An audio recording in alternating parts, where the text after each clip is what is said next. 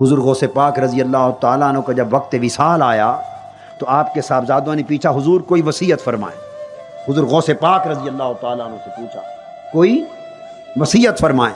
یہی بات عمر بھر حضور قدوۃ الاولیاء کا طریقہ رہا، اس طریقے سے کبھی نہ ہٹنا. جو اس طریقے سے ہٹ گیا اس کا تعلق ٹوٹ گیا. حضور قدوۃ الاولیاء کا عمر بھر یہ مشن رہا. حضور غوث پاک رضی اللہ تعالیٰ عنہ سے اولاد نے پوچھا ابا جان کوئی وصیت فرما دیں. آخری وصیت جو سیدنا غوث العظم رضی اللہ تعالیٰ عنہ نے فرمائی، آپ کے وصایا میں فتوح الغیب میں ہر جگہ درج فرمایا، وصیت یہ ہے کہ شریعت کے ظاہری احکام کی پابندی اور تقوی پر اپنی بنیاد رکھنا.